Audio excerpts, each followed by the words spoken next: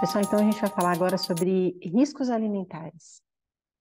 Então, os riscos alimentares, eles podem ser desde uma simples contaminação microbiológica até alguma coisa muito mais grave, envolvendo um dos piores micro-organismos da indústria de alimentos, que é o Clostridium botulinum.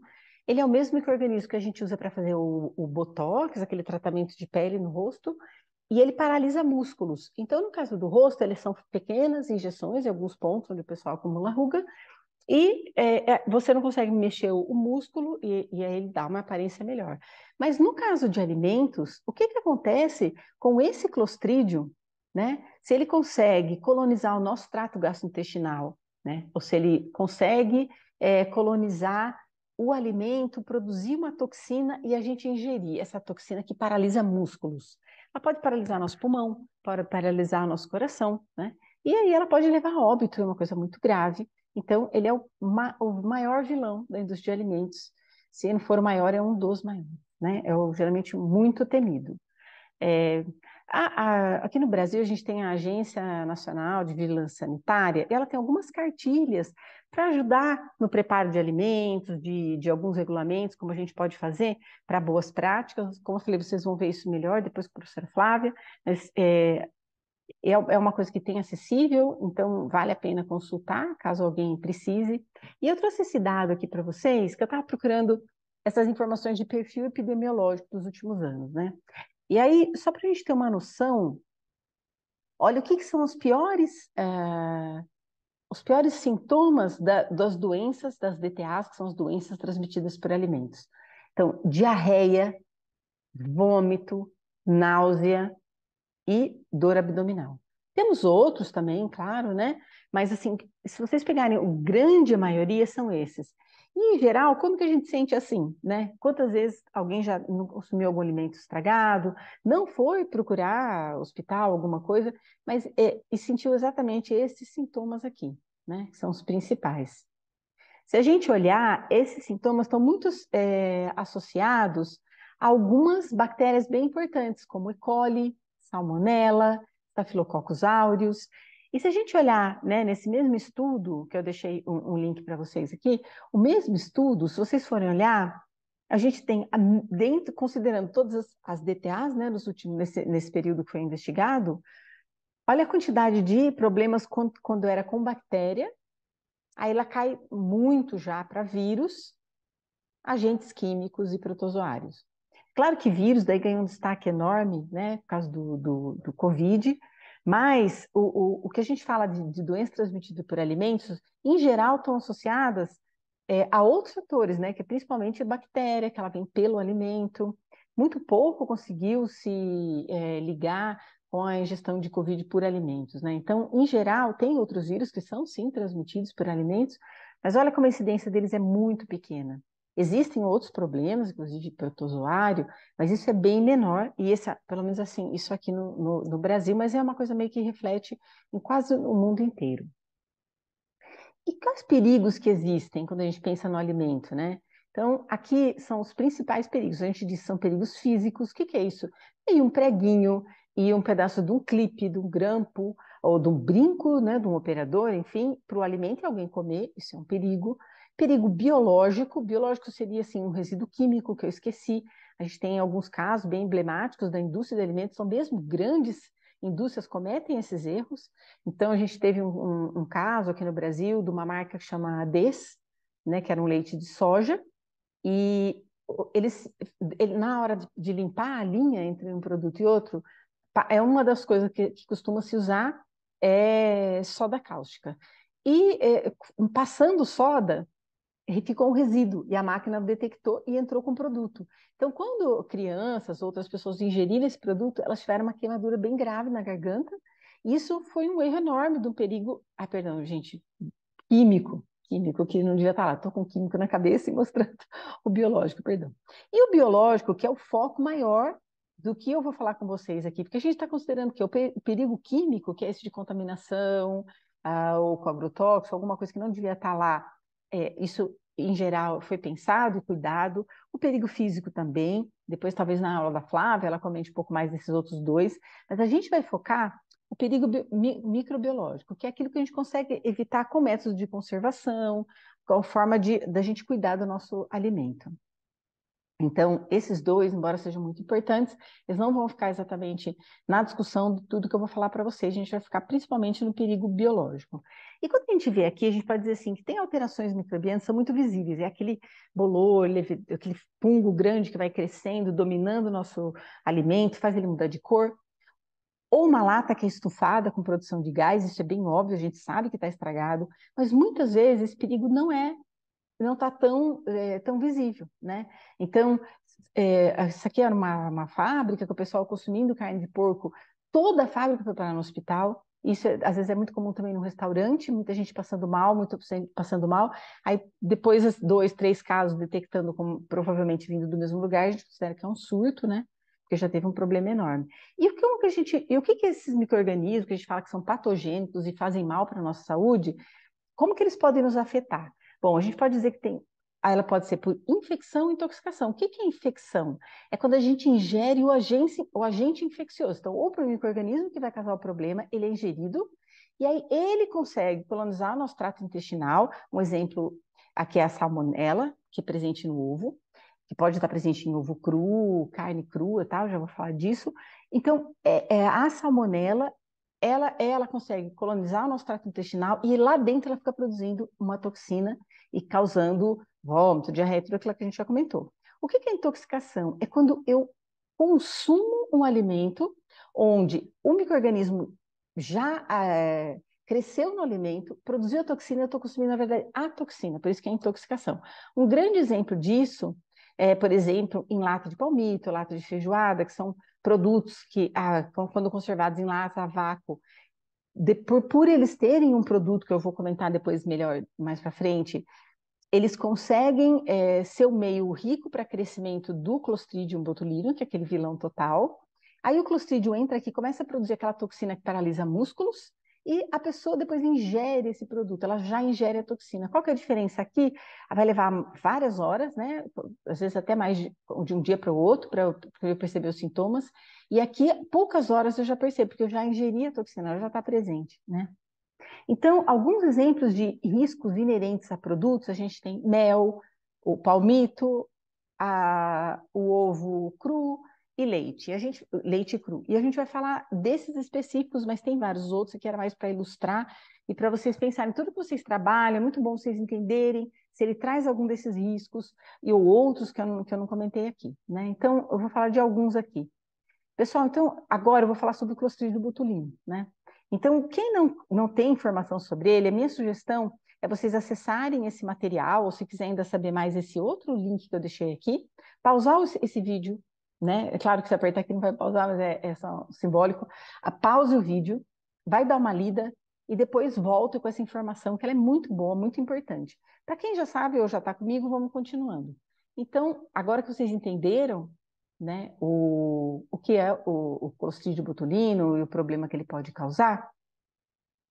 Então, a toxina que já estaria lá, ela vai paralisar órgãos aleatórios, como eu comentei, podendo causar morte. Já teve empresas que faliram por causa disso, porque realmente elas acabaram fornecendo um alimento que não era saudável. E quais as condições de crescimento desse Clostridium? Então, ele cresce quando ele tem um meio não ácido. Então, a gente considera pH acima de 4,5 já risco para crescimento do Clostridium botulinum. Então, se vocês lembrarem que eu falei que depois eu explicava melhor o palmito ou a feijoada, tanto feijão quanto a feijoada em si é um alimento bem brasileiro, né? Para quem não é do Brasil, é um produto à base de feijão e carne de porco. Então, quando esse produto, ou o palmito, que ele não tem uma acidez muito elevada, ou qualquer outro produto que não tem uma acidez muito elevada, o Clostridium já a gente tem um alerta. Puxa, ele gostaria de se desenvolver lá. O que mais ele precisa para conseguir se desenvolver? A anaerobiose. Então, quando eu ponho numa lata e ponho em vácuo, eu já estou dando, se ele já tinha o pH ideal, eu já estou dando mais uma condição para ele crescer. E a atividade de água, que é a água livre disponível para micro-organismo. A gente vai falar um pouco melhor dela depois. Essa atividade de água, ela tem que ser bem alta. Então, se é um produto mais seco, eu não preciso me preocupar muito, mas no caso, tanto do palmito quanto da feijoada, é um produto que tem uma alta atividade de água, bastante água livre disponível para crescimento. Esses 3 fatores estão entre os principais para garantir o crescimento do Clostridium botulinum. Então, é um alerta gigante que a gente tem que tomar para esse produto. Bom, como é que eu faço, voltando aqui, como é que eu faço então para inibir isso? Né? O Clostridium, só uma informação, ele é uma bactéria e ele morre fácil. O que é o problema? É se o esporo da bactéria ficar lá, naquela condição, ele vai se desenvolver, crescer e produzir a toxina. Então, o que eu tenho que fazer? Eu tenho que ferver bem essa feijoada, ferver bem esse palmito, para garantir que eu mate o micro-organismo, né? E que mesmo que tenha um esporo, daí eu vou ingerir, esse esporo não vai mais ter condição de crescer, e aí foi embora. Agora vamos falar de um outro perigo, que é, o mel. Então, do mesmo jeito, quem não sabe o que é o botulismo infantil, eu sugiro parar esse vídeo, dar uma lidinha nesse material que eu estou sugerindo, e aí volta para cá. Então, quem não precisa disso, continua comigo. Então, vamos lá. Agora que todo mundo, quem leu ou não leu, já está ciente do que é o botulismo infantil, vamos lá. Então, o botulismo infantil, né? Ele é uma doença, como é que causa, então? Que é aquilo, né? O mel, por exemplo, ele é possível, não é todo mel, mas muito mel tem o esporo do Clostridium botulinum lá, ele tem o micro-organismo, até muitas vezes. Esse micro-organismo, quando ele cai na flora intestinal de um bebezinho menor de 2 anos, então ele é suscetível a conseguir se desenvolver, na verdade é 1 ano, eu falo 2 anos por garantia aqui, mas o que a literatura diz é que tem menor de 1 ano não deve consumir, e muita mãe, né, dá mel para o nenê achando que está fazendo uma coisa boa, né? Mas ela não consegue. Então, daí, lá dentro da barriguinha do bebê, que é uma flora que ainda não está formada, ele consegue se desenvolver super bem, não tem acidez suficiente ali, e ele vai produzindo essa toxina que vai paralisando músculos aleatoriamente, e é uma grande causa, infelizmente, de óbito infantil por consumir mel. Então, o que a gente tem que tomar muito cuidado, então? É não oferecer, né? Aqui no Brasil, é obrigatório estar dizendo nos rótulos de produto com mel, não oferecer para crianças menores de 1 ano. Então, como que eu posso prevenir? Bom, não dar o mel para crianças menores de até 2 anos, eu ponho aqui por garantia, mas 1 ano pelo menos, né? E não tem o que fazer, não dá esse mel, né? Porque ele pode ter um micro-organismo.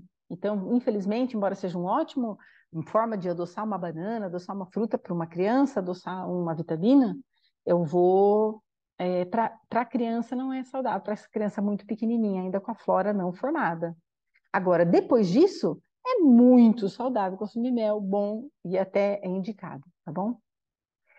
Pessoal, agora o outro risco que eu falei que eu ia comentar é o leite cru. Então, para quem não sabe de riscos de ingestão de leite cru, pare um pouquinho, mesmo pensamento, dá uma lida nesse material, mas quem já sabe ou já está comigo, vamos continuando. Bom, então vamos lá. O que então quem leu ou quem já sabia, eu posso. Uma das formas da gente ter tuberculose é a tuberculose bovina, mas é por ingestão do leite cru, o Mycobacterium bovis, que está presente, que é o vilão. Então, a gente tem outros Mycobacterium que não são bovis e que causam tuberculose, mas esse específico bovis, ele vem do gado, então seria uma zoonose, a gente considera, né, pegando do animal. Não tem vacina para o gado, que é uma coisa que é mais um agravante, né? E é um dos motivos que, pelo menos no Brasil, é proibido vender leite cru pelo risco da gente consumir esse micro-organismo, né? Então, como que seria uma forma de prevenção? Não tomar o leite cru, né? Ferver o leite ou pasteurizar o leite, mas não ingerir ele cru e procurar não ingerir os derivados. Ou pelo menos eu tenho muita garantia de que eu conheço o leite que é de onde eu obtive, que é naquela fazenda, nem próxima dela, não tem nenhuma incidência, nenhum risco de tuberculose. Então, não beber, evitar tomar o leite direto da vaca, que é uma coisa que muita gente faz, né? Até bem agradável. Pessoal, desculpa, ele deu uma desconfigurada porque ele mudou algumas letras aqui, eu não tinha percebido, né? Que ele tinha num computador, mas quando eu salvei aqui para o vídeo, ele alterou. Bom, então agora, o outro risco que eu comentei com vocês, que seria de comer gema mole. Eu adoro gema mole, aqui no Brasil a gente tem muito costume de comer algumas coisas mole, com ovo mole, Mas isso não é recomendado, você pode fazer na sua casa, mas nunca como você vendendo para outra pessoa ou você dando para outra pessoa, né, de uma forma comercial ou profissional. Então, quem não sabe muito bem o problema de salmonelose, que é o problema associado a isso, pausa esse vídeo, né? A quem já sabe, então vamos continuando. Então, essa salmonelose, então, como vocês leram, né, ou já sabiam, então ela está presente em vários animais. A galinha, né, é um dos animais que ela pode estar presente, então ela pode também estar presente no ovo. Então, esse ovo, né, ou um frango, quando a gente vai preparar um frango e a gente não cozinha ele muito bem, ele é um grande risco de conferir a salmonelose para a gente. Então, ele é muito ruim, a pessoa fica vomitando, precisa ir para o hospital, tomar soro, ela fica muito mal mesmo. E como que eu posso prevenir isso, né? Então, evitar, a gente, desculpa de novo, deu uma desconfigurada aqui, evitar comer ovo ou carne de frango crua, né? O que eu tenho que fazer é cozinhar bem. Esse ovo ele tem que estar bem cozido ou bem passado numa frigideira, ele nunca pode estar cru. E lembrando, pessoal, que, por exemplo, quando a gente deixa uma criança raspar um bolo, né? Ou quando a gente come algum preparo onde vai gema crua, ela também está correndo o mesmo risco, né? Então, lembrar que não é só, às vezes a gente fica muito fixado numa coisa e esquece outras coisas, né? Então, a gente precisa cozinhar e garantir que vai ficar bem cozido, bem passado, né? Todo esse alimento. Então, esses riscos que são intrínsecos ao alimento. E quando ele não é direto ao alimento, é relacionado ao entorno. E é isso que vocês vão ver bastante, acho que com a Flávia, são esses riscos não intrínsecos, que, por exemplo, como lavar bem um alimento, uma verdura, lavar bem as mãos, embora seja uma coisa muito óbvia, né? Esse aqui é o mapa da mão da maior parte das pessoas depois que elas lavam as mãos. Então, se vocês olharem aqui, a gente tem várias regiões, né? Por exemplo, o dedão, entre os dedos, que estão muito mal lavadas. E se reparar, uma mão, ela está bem pior do que a outra mão. Por quê? Muita gente lava uma mão e não volta lavando a outra. Então, não tem aquele hábito de lavar entre os dedos, lavar, né, a ponta da mão. Não sei se está vendo aqui no vídeo, perdão. Então, tem vários lugares que mostram materiais sobre isso, né? Então, acho que é muito importante vocês lerem sobre a importância de lavar as mãos, quem não sabe, né? Tem até um vídeo que os alunos fizeram um tempo atrás de como lavar as mãos, né? Explicando direitinho, passo a passo, de como lavar corretamente as mãos. E problema de limpeza, então lavar a mão, lavar o equipamento que eu vou usar, né? Isso aqui, ó, para mostrar que grandes empresas, né? Assim, empresas que nem são brasileiras, como a Kinder Ovo, elas, todo mundo deve ter ouvido falar aqui no Brasil, pelo menos, que a gente teve um grande problema na Páscoa do ano passado, mais ou menos fazendo um ano, com contaminação de salmonela, né, que estava na linha, então problema de limpeza. E um outro problema que a gente teve no final do ano, isso aqui é uma grande empresa de chocolate brasileira, uma alta qualidade, mas eles precisaram retirar um lote de chocolate porque tinha o risco de presença de estilhaços de vidro. Então, isso assim, será que é onde vocês estão preparando o alimento, não tem perto alguma lâmpada que pode estourar, alguma coisa, eu tenho que prevenir esses pequenos problemas que seriam enormes problemas. Se alguém tem que consumir um pedaço de vidro, já pode morrer, né? E aí a pessoa que foi responsável que é culpada. Então, de novo, alimento seguro, né? Então, a segurança do alimento que você está falando aqui não é só do alimento saudável, mas o alimento mínimo dele, que ele seja seguro, né? Para quem for consumir. Então, um pouco da bibliografia e muito obrigada, pessoal. Pode sair, vamos para o próximo vídeo.